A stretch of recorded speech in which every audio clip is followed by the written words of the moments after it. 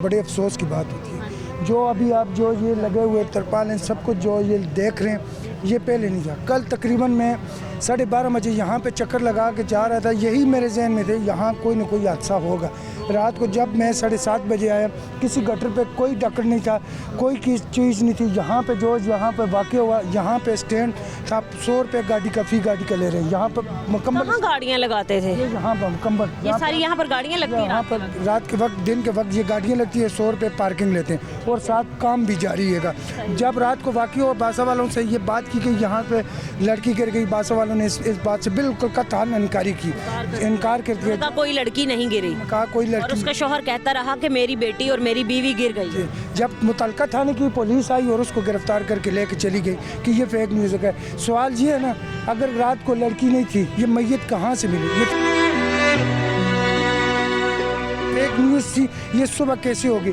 और अभी जिस तरह के ये प्रोटोकॉल दिया जा रहा है, ये सब कुछ लगा रहे हैं, आप मीडिया भी दिखा रहे हैं, रोज़ाना यहाँ से करोड़ों की आवाम ये गुजर रही है, तो यहाँ पे ऐसे ही जाम रहती है, गटर के ढक्कन भी ऐसे ही खुले रहते हैं, ग्रीन वॉल पेपर नहीं लगा हुआ होता, कोई साइन बोर्ड नहीं होते कि यहाँ पर कंस्ट्रक्शन हो रही है, यहाँ पर काम चल रहा है। अंकल, मतलब अगर हम बाहर के कानून को फॉलो करते हैं ना, तो देखिए अब दिन में यहाँ पर काम होना चाहिए, जो भी कंस्ट्रक्शन का काम है वो सारा दिन में होना चाहिए। दूसरी बात ये कि आप लाहौर के जिस इलाके में चले जाएं, आपको हर तरफ टूटी हुई नज़र आएंगी गलियां, आपको हर तरफ कंस्ट्रक्शन का काम नज़र आएगा।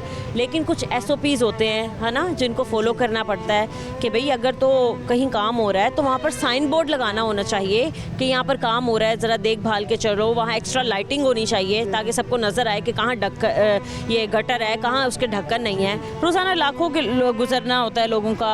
आप कह रहे हैं कि ट्रैफिक भी यहीं पर ब्लॉक होती है, कंस्ट्रक्शन यहीं पर हो रही है, यहीं पर गटर के ढक्कन भी खुले हुए हैं, यहाँ पर लाइट्स भी नहीं है। मतलब सारे मसाइल इस इलाके में। इस इलाके में ये है ना, अगर कोई गरीब, कोई परदेसी अगर दाता साहब के आगे ना, तो 3 ऑप्शन उसको।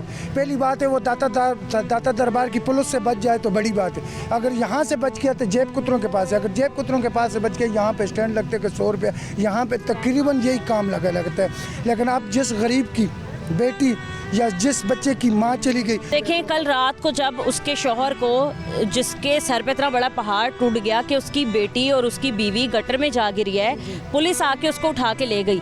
ये बात हम समेत, मुझ समेत बाकी सब भी जानते हैं कि उसको थाने में ले जाके क्या सलूक किया होगा, या क्या क्या कहा होगा, या क्या क्या मजबूर किया होगा, तो हम सब जानते हैं कि क्या कुछ हुआ होगा। अब ये अफसोस की बात है वैसे बहुत ज़्यादा। और देखिए चंद मीटर के फासले पर ही DC ऑफिस भी है, यहाँ पर पास ही है ना, उससे आगे जाएं तो सेक्रेटरीट भी है, CM का ऑफिस भी है, इसी इलाके में आसपास आता है। आपको सबसे अहम बात बताऊं ना, अगर ये एरिया है तो ये तो थाना दाता दरबार का लगता है। IG साहब भी बैठ के ये बात कहते हैं कि इस एरिया को थाना शफीकाबाद, इस एरिया के जितने थाने भी हैं वो सिर्फ इन लोगों को, परदेशियों से पैसे लेने के लिए यहाँ पे टच होते हैं।